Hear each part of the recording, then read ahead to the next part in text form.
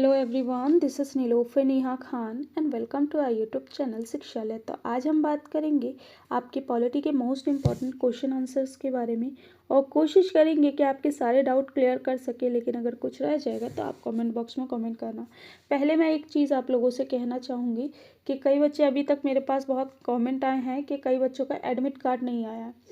तो देखिए, ये तो डिपार्टमेंट की बहुत बड़ी ये कह सकते हैं गलती है कि अभी तक कई बच्चों का जो फाइनल एडमिट कार्ड है वो नहीं आया है। लेकिन आप इस चीज़ को ध्यान रखिएगा, जो आपका प्री एडमिट कार्ड है अगर उसमें आपका सारी चीज़ें दे रखी हैं तो आप उसी के अकॉर्डिंग अपनी प्लानिंग कीजिएगा। ठीक है, अब मैं इसमें क्या ही मैं आपको बताऊं, मुझे खुद थोड़ा सा शौक लगा ये सुन के कि कई बच्चों के एडमिट कार्ड ही अभी तक नहीं आए हैं और कल आपका एग्ज़ाम है। और दूसरी चीज़ ये कि प्लीज़ आप लोगों से रिक्वेस्ट है कि बिल्कुल भी पैनिक नहीं होना। लास्ट मोमेंट है, अपनी तैयारी को, अपने माइंडसेट को बिल्कुल ठीक से रखिए।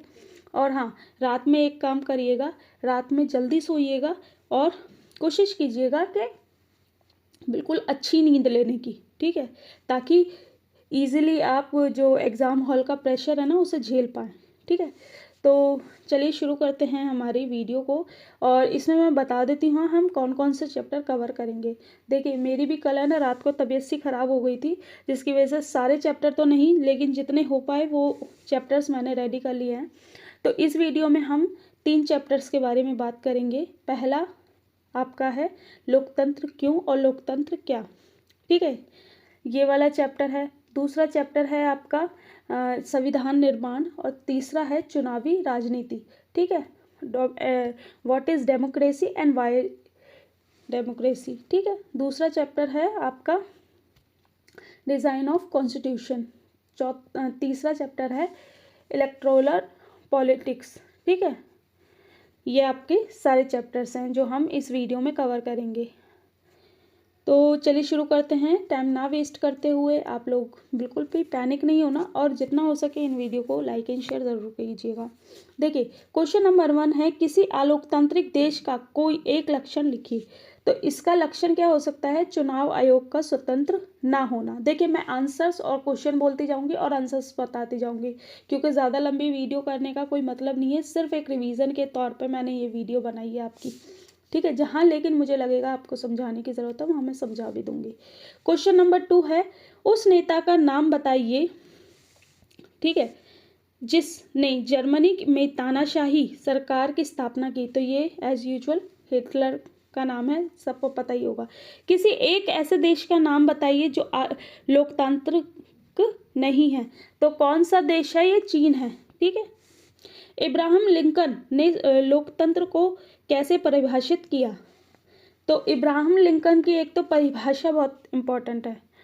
ठीक है, तो किस तरीके से परिभाषित किया था? एक ऐसी सरकार जो लोगों के की हो और लोगों के द्वारा ही बनाई गई हो। ठीक है, यानी कि लोग ही उसमें पार्टिसिपेट करें और लोगों द्वारा ही पॉलिसीज़ रेडी की जाएं, जो चुने हुए लोगों द्वारा। ठीक है, तो यहाँ पर इनकी एक जो परिभाषा है वो बहुत पूछी जाती है कि लोकतंत्र क्या है। तो इब्राहिम लिंकन की ही ये परिभाषा है कि लोगों द्वारा लोगों के लिए चुनी गई सरकार लोकतांत्रिक सरकार कहलाती है। ठीक है, तो ये है। क्वेश्चन नंबर आपका 5 है, निम्नलिखित में से किसने अक्टूबर 1999 में पाकिस्तान में सैनिक तख्तापलट की अगुवाई की थी? तो वो थे, कौन थे? परवेज मुशर्रफ। कौन थे? परवेज मुशर्रफ। ठीक है,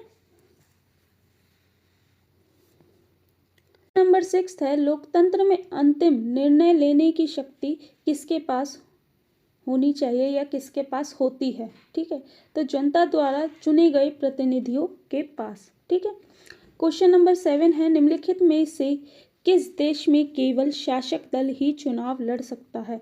तो इसका आंसर है चाइना। ठीक है, चीन।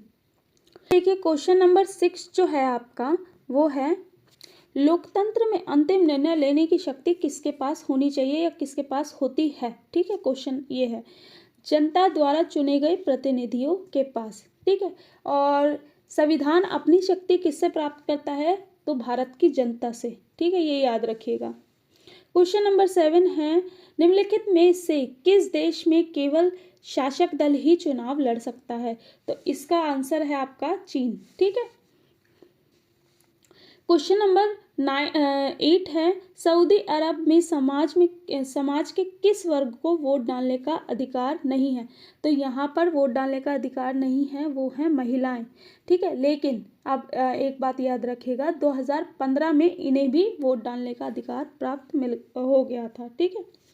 क्वेश्चन नंबर 9 है आपका,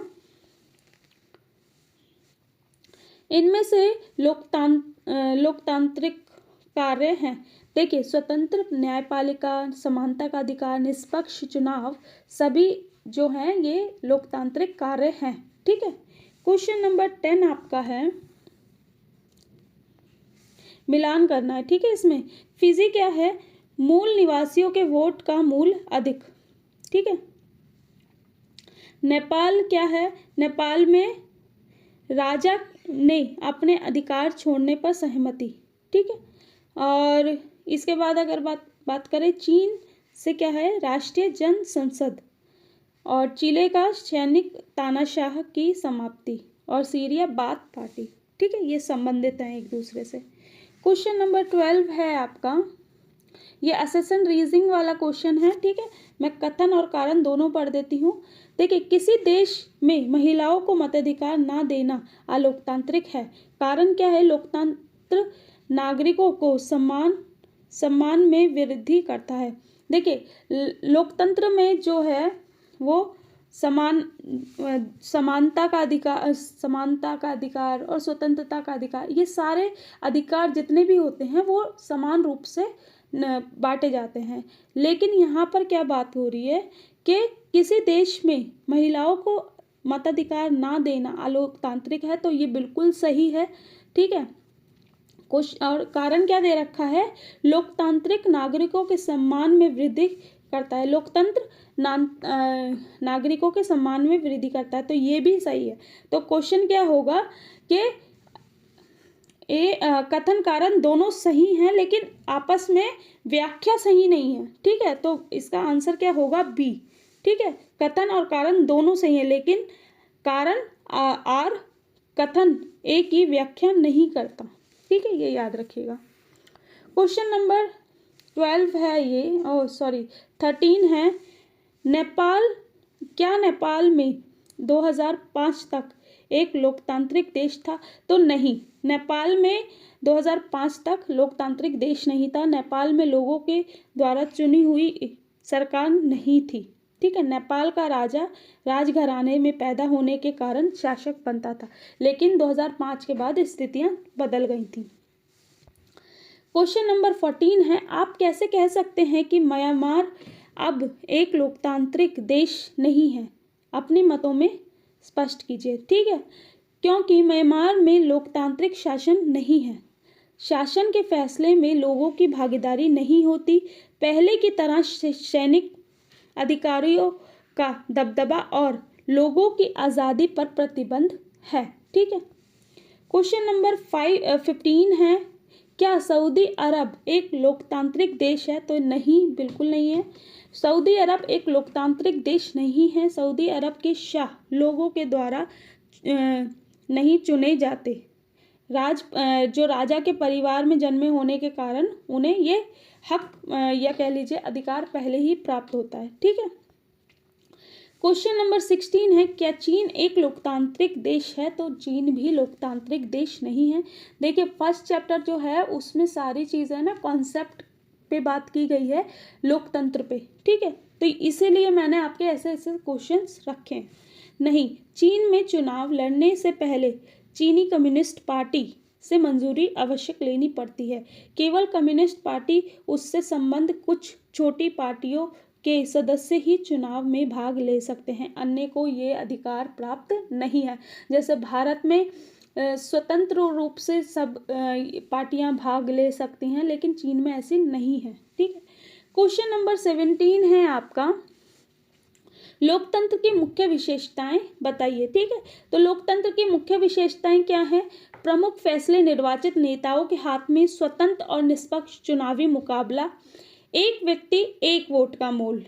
ठीक है, कानून का राज और मूल अधिकारों का आदर, शासन में भागीदारी का सबको समान अवसर। ठीक है, क्वेश्चन नंबर 18 है आपका, एक व्यक्ति एक वोट का मोल से क्या, मील लिख गया ये मोल है, ठीक है, किससे क्या अभिप्राय है। लोकतंत्र में प्रत्येक नागरिक का एक मत होना चाहिए और प्रत्येक वोट का एक समान मूल्य होना चाहिए। अब यहाँ पर इतनी चीज़ें आपको समझ आती ही होंगी कि चाहे कोई राष्ट्रपति हो हमारे देश का, या फिर कोई गरीब इंसान या कोई भी अनदर पर्सन, ठीक है, तो सबके वोट का जो मूल्य होगा वो एक ही होगा, किसी का ज़्यादा नहीं। ठीक है, अगर फिर बात करते हैं क्वेश्चन नंबर 19 की, लोकतांत्रिक सरकार की मुख्य विशेषताएं लिखी। तो लोकतांत्रिक सरकार की क्या क्या मुख्य विशेषताएं होती हैं। नागरिकों को भाषण देने और विचार व्यक्त करने की पूर्ण स्वतंत्रता, स्वतंत्र और निष्पक्ष रूप से काम करने की आज्ञा, राजनीतिक दलों को स्वतंत्र रूप से काम करने की पूर्ण स्वतंत्रता, मजदूरों को व्यापारिक संघ स्थापित करने की पूर्ण स्वतंत्रता, और लास्ट है हमारा प्रेस को पूर्ण आज़ादी। ठीक है, क्वेश्चन नंबर 20 है आपका, गैर लोकतांत्रिक सरकार के कुछ सामान्य लक्षण बताइए। ठीक है, लिखिए, ये बताइए। ठीक है, तो लोग सरकार और उनकी नीतियों की आलोचना नहीं कर सकते, शासनकर्ता सर्वोपरि होता है, सर्वा कह लीजिए, या सर्वोपरि मतलब सबसे ऊपर होगा। ठीक है, विपक्षी दलों का कोई स्थान नहीं होता, मजदूरों को व्यापारिक संघ लिखना था, या संघ स्थापित करने की अनुमति नहीं होती, या सांप हो गया ये, ठीक है, संघ है ये। ठीक है, प्रेस को पूर्ण आज़ादी नहीं होती। क्वेश्चन नंबर 21 है आपका, लोकतंत्र के पक्ष में कोई 5 तर्क बताइए। शासन का अधिक जवाबदेही वाला स्वरूप, बेहतर निर्णय लेने की संभावना, नागरिकों का सम्मान, मतभेदों और टकरावों को संभालने का तरीका उपलब्ध, गलतियों में सुधार के अवसर। ठीक है, ये सारी क्या हैं, ये इसकी विशेषताएं पक्ष में।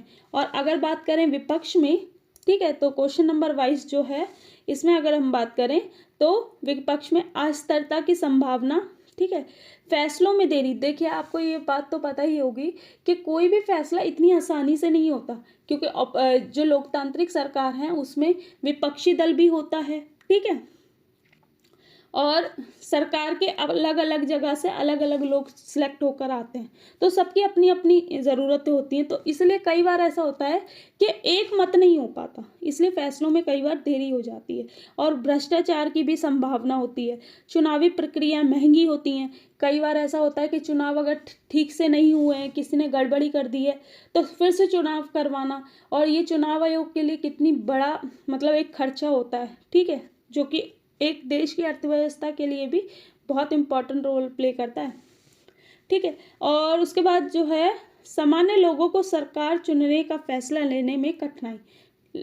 तो यही बात है कि जो नॉर्मल लोग होते हैं, ठीक है, मतलब जो उन्हें कठिनाइयाँ होती हैं इन्हें जो नेताओं को चुनने में। अब जो चैप्टर नंबर 2 है हमारा, कॉन्स्टिट्यूशन मेकिंग, यानी कि संविधान निर्माण। पहला क्वेश्चन है हमारा, नेल्सन मंडेला द्वारा लिखित आत्मकथा का नाम बताइए। The long walk to freedom, ये वाली बुक है। नेल्सन मंडेला कितने वर्ष तक जेल में रहे। तो यहाँ पर एक चीज़ मैं करेक्ट करना चाहूँगी, जो मैंने अपनी क्लास ली थी उसमें भी मैंने आपको करेक्ट किया था कि देखिए, जो NCERT मेरे पास है उसमें आपका 28 साल दे रखा है। ठीक है, उसमें भी किसी बच्चे ने मुझे ये कमेंट करके नहीं बताया था, और जो आप अगर गूगल पे चेक करेंगे तो ये जो आ रहा है ये 27 साल है। तो प्लीज़ आप अपने NCERT को फॉलो कीजिएगा, एक बार मुझे ज़रूर अपडेट कर दीजिएगा कि ये 28 ही है या 27 है। ठीक है, अगर NCERT में आपकी में भी 28 है तो 28 के साथ जाइएगा। ठीक है, 28 साल। क्वेश्चन नंबर 3 है, दक्षिण अफ्रीका गणराज्य का नया झंडा कब लहराया गया था। तो 26 अप्रैल 1994, कौन सी तारीख को, 26 अप्रैल 1994 दक्षिण अफ्रीका में किस नेता ने, ये यहाँ पर नस्ली भेदभाव है, ठीक है, तो ये मिसप्रिंट हुआ है, यहाँ पर क्या है,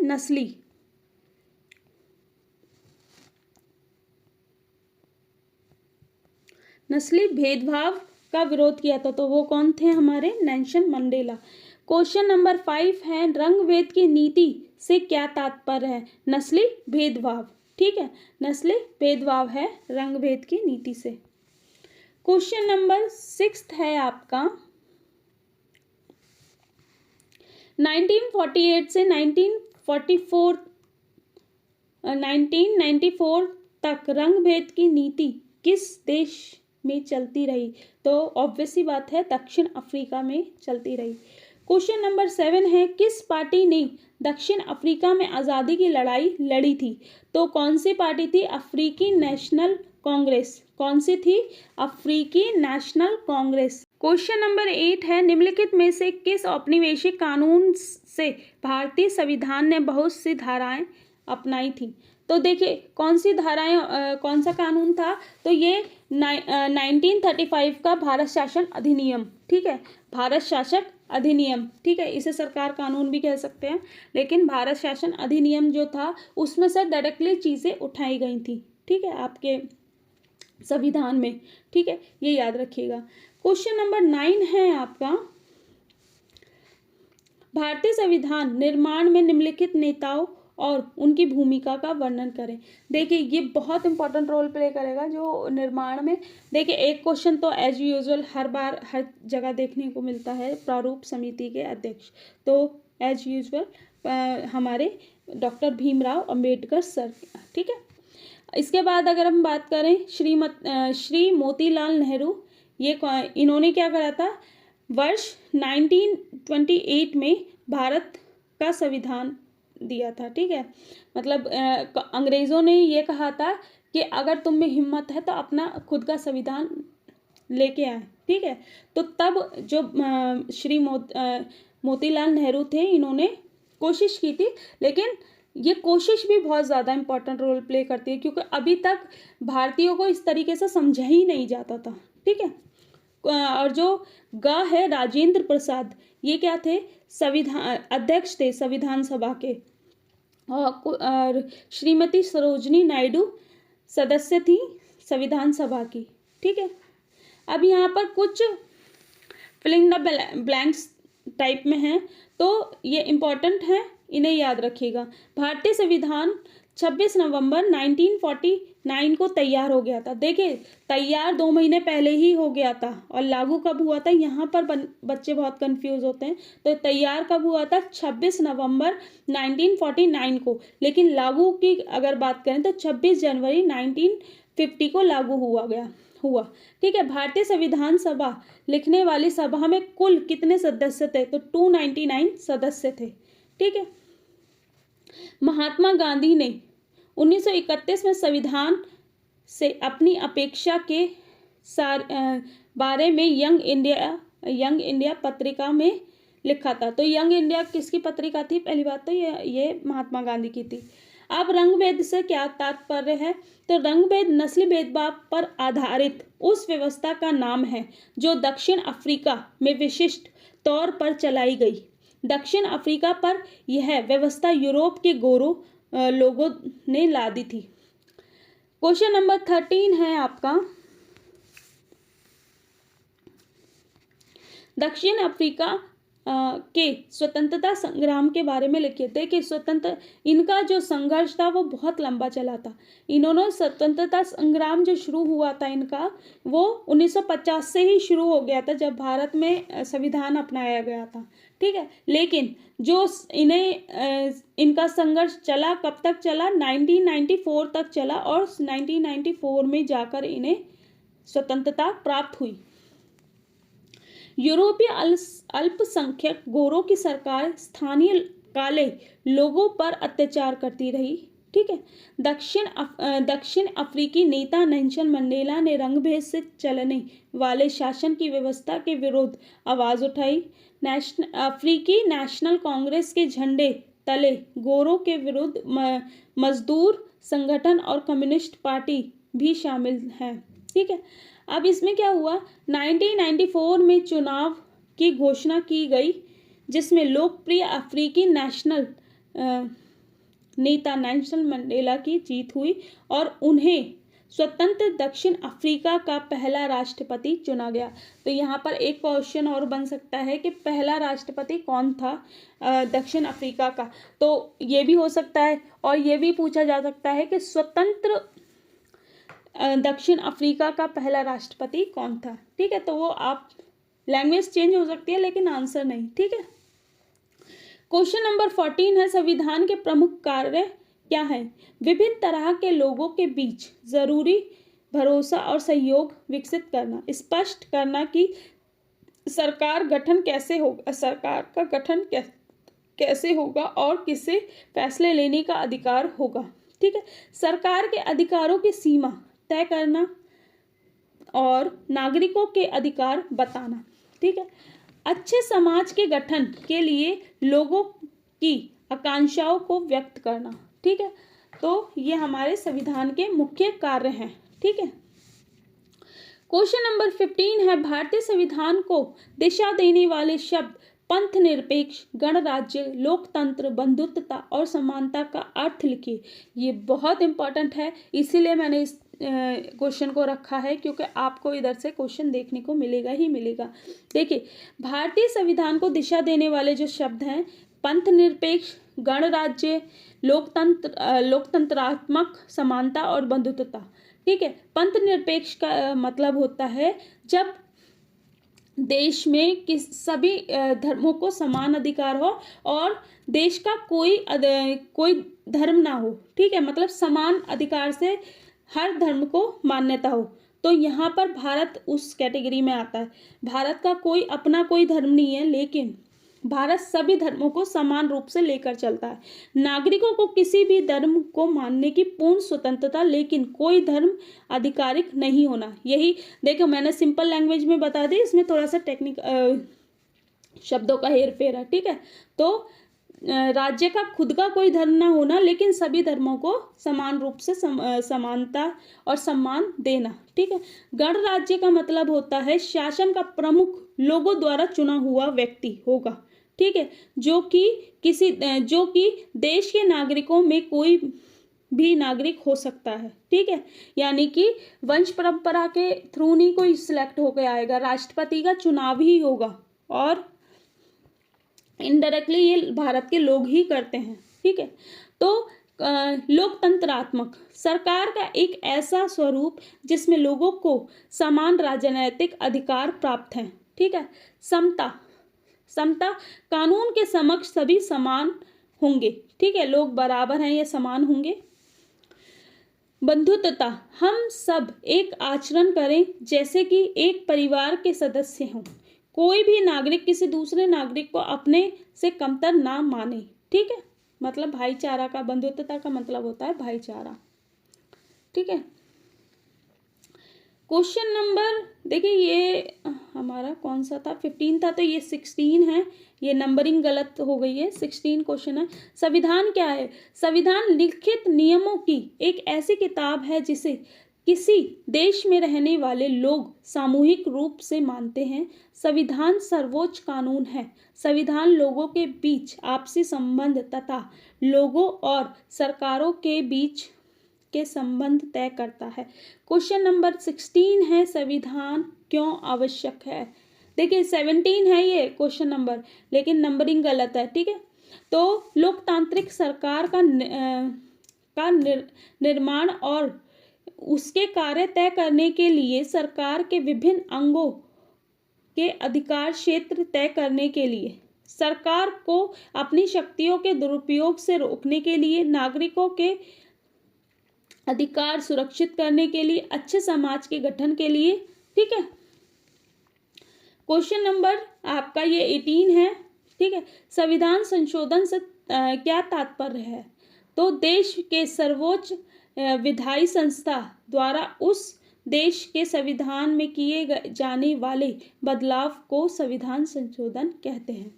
और देखिए, ये भी क्वेश्चन पूछा जाता है कि भारत का संविधान कठोर है या लचीला? तो हाँ, भारत का संविधान ना तो ज़्यादा कठोर है, यानी कि अगर कोई फैसले उस समय के अकॉर्डिंग है तो ऐसा नहीं है कि उसमें चेंजेस नहीं किए जा सकते, लेकिन हाँ, मूलभूत तत्व नहीं बदलने चाहिए, ठीक है। और ये कहाँ से आया था मूलभूत तत्व? ये केशवनंद भारती के केस के बाद से आया था, ठीक है। तो चेंजेस तो किए जा सकते हैं संविधान में, लेकिन मूलभूत तत्व चेंज नहीं होने चाहिए। अब यहाँ पर एक चीज़ और, जो हमारा संविधान है ना तो इतना कठोर है ना ही इतना लचीला कि कोई भी किसी भी टाइम कुछ भी चेंज कर दे, ठीक है। तो हमारा संविधान क्या है? ना कठोर है ना लचीला। क्वेश्चन नंबर 8 है, भारतीय संविधान की मुख्य विशेषताएं क्या है? भारतीय संविधान की मुख्य विशेषताएं संघीय सरकार, संसदात्मक सरकार, प्रमुख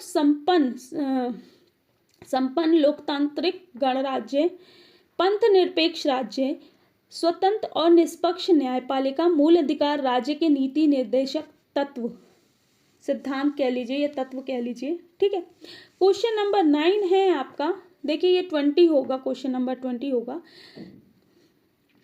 किसी क्लब, सहकारी संगठन या राजनीतिक दल के लिए लिखित नियमों या उनका संविधान होना चाहिए स्पष्ट करें। देखिए, यह लोगों में भरोसा और सहयोग विकसित करता है, यह अधिकारों और जिम्मेदारियों को तय करता है, ठीक है। तो ये हमारा लास्ट क्वेश्चन था। हाँ, तो अब हमारा क्वेश्चन 3rd चैप्टर स्टार्ट हो गया है, जो है चुनावी राजनीति, इलेक्टोरल पॉलिटिक्स, ठीक है। तो पहला क्वेश्चन जो है हमारा वो है, इस समय लोकसभा में चुनाव के लिए कितने निर्वाचन क्षेत्र हैं? तो ये हैं 543, लेकिन आपको पता ही है पहले 545 थे, 2 एंग्लो इंडियन का था जो कि अब हटा दिया गया है, ठीक है। 2019 से शायद हटाया है, एक बार ये कंफर्म कर लीजिएगा कि 2019 में ही, हाँ 2019 में ही हटाया, लेकिन फिर भी आप कंफर्म कर लीजिएगा, ठीक है। एंग्लो इंडियन वाला जो है 2 सीट्स उनकी होती थी। मतदाता सूची यानी कि वोटर लिस्ट किसे कहते हैं? मतदान की योग्य रखने वाले लोगों की सूची, ठीक है। मध्यावधि चुनाव से आप क्या समझते हैं? निश्चित समय से पूर्व लोकसभा के भंग हो जाने पर पूरे देश में होने वाले चुनाव, ठीक है।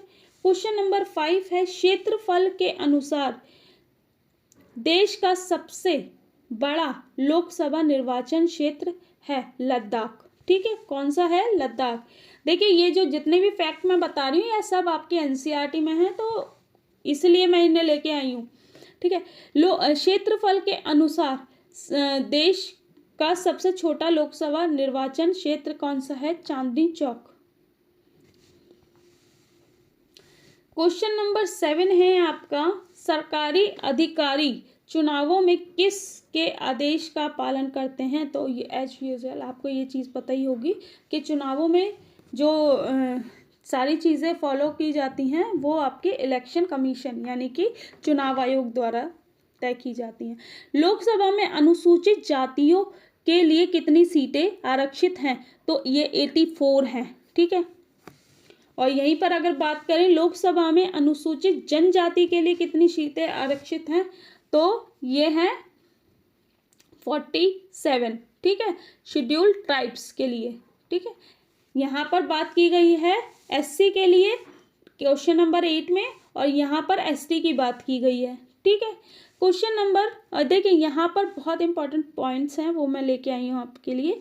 देखिए, जैसे गरीबी हटाओ, ये जो नारे हैं या फिर जितने भी पॉइंट्स हैं ये आपके एनसीईआरटी में दिए गए हैं, तो इन्हें याद रखिएगा। गरीबी हटाओ नारा किसने दिया था? तो ये इंदिरा गांधी ने दिया था। लोकतंत्र बचाओ नारा किसने दिया था? जनता पार्टी ने दिया था। चौधरी देवी लाल के किस पार्टी का गठन किया था? तो लोक दल का गठन किया था। क्वेश्चन नंबर 5 है आपका, भारत में आम चुनाव कितने साल बाद होते हैं? प्रत्येक 5 साल बाद। क्वेश्चन नंबर 6 है आपका, भारत में मतदान के लिए मतदाता की आयु कितनी वर्ष होनी चाहिए? तो 18 साल। ठीक है, ये असेशन रीजनिंग वाला क्वेश्चन है, ये मैं बता देती हूँ। ठीक है, तो संकल्पना एवं कारण का है, दोनों सही हैं। अच्छा ऊपर है, सॉरी। संकल्पना है हमारा संविधान प्रत्येक नागरिक को अपना प्रतिनिधि चुनने का अधिकार देता है, तो ये तो बिल्कुल सही है। ठीक है, कुछ चुनाव क्षेत्र अनुसूचित जाति के लोगों के लिए आरक्षित होते हैं। तो देखिए दोनों सही तो हैं, लेकिन जो का है और ये मतलब व्याख्या सही नहीं कर रहा है। ठीक है, संकल्पना एवं कारण दोनों सही है, परंतु कारण संकल्पना की सही व्याख्या नहीं करता। ठीक है, देखिए यहाँ पर इंपॉर्टेंट पॉइंट क्या है, लोकतांत्रिक चुनावों के लिए जरूरी न्यूनतम शर्तें क्या हैं? हर किसी को मताधिकार प्राप्त हो। ठीक है, चुनावों में विकल्प उपलब्ध हो। ठीक है, यानी कि मतलब ये नहीं होना चाहिए कि सिर्फ एक ही पार्टी, जैसे चाइना में क्या होता है कि एक ही पार्टी है, लोगों को वहीं वोट दे के आना है। लेकिन अगर इंडिया की बात करें तो इंडिया में तो बहुत ज़रूरत से ज़्यादा ही पार्टी है। ठीक है, तो लोग और कंफ्यूज हो जाते हैं। ठीक है, कि किसे दें, क्योंकि यहाँ क्षेत्रीय दल भी हैं, राष्ट्रीय दल भी हैं। ठीक है, फिर उसके बाद चुनाव का अवसर नियमित अंतराल पर और वास्तविक चुनाव और स्वतंत्र और निष्पक्ष चुनाव होना। ठीक है, क्वेश्चन नंबर यहाँ नंबर नहीं है। ठीक है, ये पॉइंट्स थे, पॉइंट लिखे थे मैंने। आम चुनाव और उपचुनाव में क्या अंतर होता है? देखिए आम चुनाव उन्हें कहा जाता है जो 5 साल के बाद चुने हुए प्रतिनिधियों का कार्यकाल समाप्त हो जाता है। लोकसभा और विधानसभाएं खुद भंग हो जाती हैं 5 साल बाद। फिर सभी चुनावी क्षेत्रों में होने वाला चुनाव जो होता है वो आम चुनाव कहलाता है। लेकिन उपचुनाव किसे कहते हैं? किसी क्षेत्र के सदस्य की मृत्यु हो गई या इस्तीफा दे दिया तो खाली सीट जो हुई उसे फिल करने के लिए जो चुनाव होते हैं उन्हें उपचुनाव कहते हैं। ठीक है, फिर इसके बाद जो कहें, राजनीतिक दलों द्वारा अपनाए जाने वाले चुनाव प्रचार की विभिन्न प्रक्रियाओं का वर्णन करें। ठीक है, तो कौन कौन सी प्रक्रियाएं हैं? चुनाव अभियान के विभिन्न माध्यम एवं साधन, पोस्टर लगाना, सभाएं करना, भाषण देना, जुलूस निकालना, घर घर जाके लोगों को बोलना, मुलाकात करना लोगों से और उन्हें समझाना कि हमारे जो पार्टी का एम क्या है या फिर हम क्या क्या करना चाहते हैं आगे। ठीक है, क्वेश्चन नंबर इसे समझ लीजिए 9 या 8 होगा। ठीक है, वैसे 9 नहीं होगा, बहुत क्वेश्चंस निकल चुके हैं। भारत में स्वतंत्र और एवं निष्पक्ष चुनाव कराने के लिए क्या कदम उठाए गए? चुनाव से पूर्व मतदाता सूची को ठीक करना, सरकारी मशीनरी के दुरुपयोग पर नियंत्रण, मतदाताओं के लिए पहचान पत्र, चुनाव याचिका का जल्दी निपटारा और इसके बाद चुनाव में धन बल के प्रयोग की जांच करना। यहाँ पर नेक्स्ट क्वेश्चन जो है हमारा वो है, चुनाव प्रचार की आदर्श आचार संहिता क्या है? इसके मुख्य प्रावधान क्या है? चुनाव अभियान के समय राजनीतिक दलों द्वारा पालन किए जाने वाले नियमों को आचार संहिता कहा जाता है। मुख्य प्रावधान क्या है? चुनाव के प्रचार के लिए किसी धार्मिक स्थल का प्रयोग नहीं किया जाएगा। ठीक है, सरकारी वाहनों, विमानों और सरकारी अधिकारियों का चुनाव प्रचार में उपयोग नहीं किया जाएगा। ठीक है, चुनाव की घोषणा के बाद सरकार द्वारा कोई भी नीतिगत फैसले नहीं लिए जाएंगे एवं कोई योजना का शिलान्यास नहीं किया जाएगा।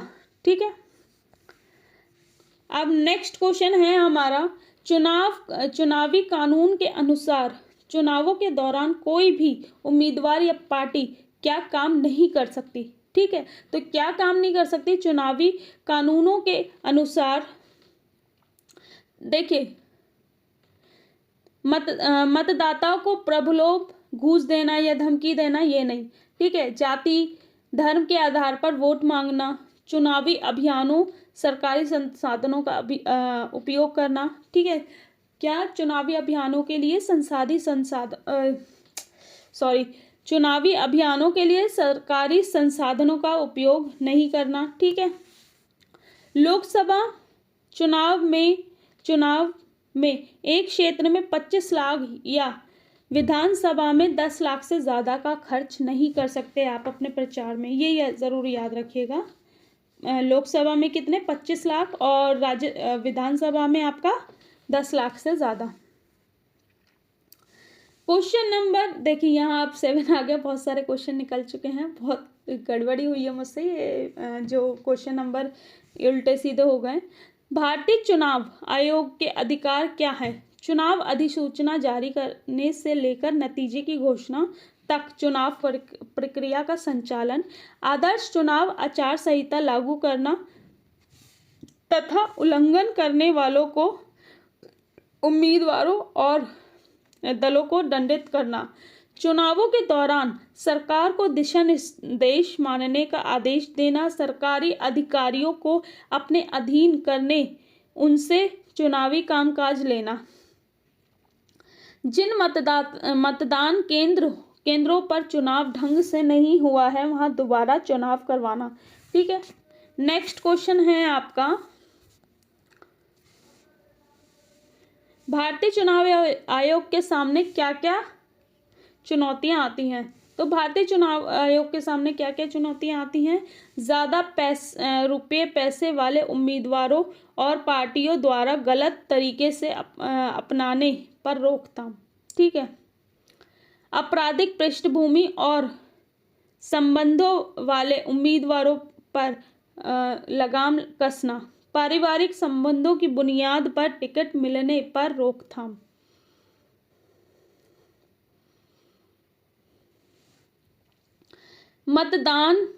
मतदाता को चुनने के लिए ज़्यादा से ज़्यादा विकल्प उपलब्ध कराना, छोटे दलों और निर्दलीय दलों उम्मीदवारों की परेशानियों का निपटारा, ठीक है।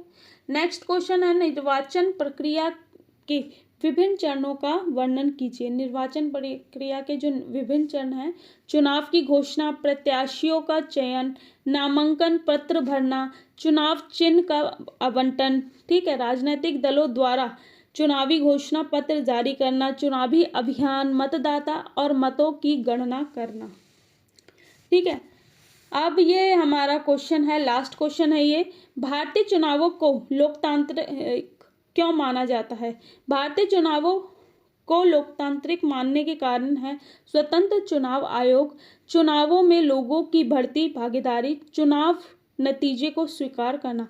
देखो ये हमारा लास्ट क्वेश्चन था और होप सो मैं कोशिश करूंगी कि नेक्स्ट पार्ट मैं आपको दे पाऊँ, ठीक है। और होप सो ये वीडियो आपके लिए काफ़ी यूज़फुल हो। लेकिन एक चीज़ मैं लास्ट में ज़रूर कहूँगी, बिल्कुल भी पैनिक मत होइएगा, और इसका नेक्स्ट पार्ट अगर मैं दे पाई तो मैं कोशिश करूँगी, वरना आप एक चीज़ याद रखिए कि अब टाइम नहीं है, बस थोड़ा सा अपना माइंड को रिलैक्स कीजिए, थोड़ा सा बाहर निकल के देखिए, कहीं घूम के आइए आधे 1 घंटे।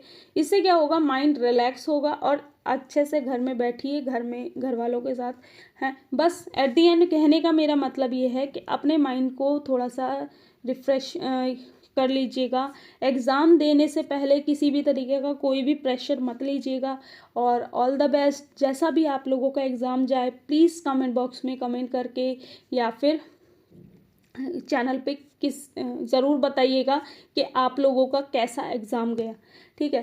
वीडियो अच्छी लगी हो तो प्लीज़ लाइक एंड शेयर कीजिएगा, and thank you for watching.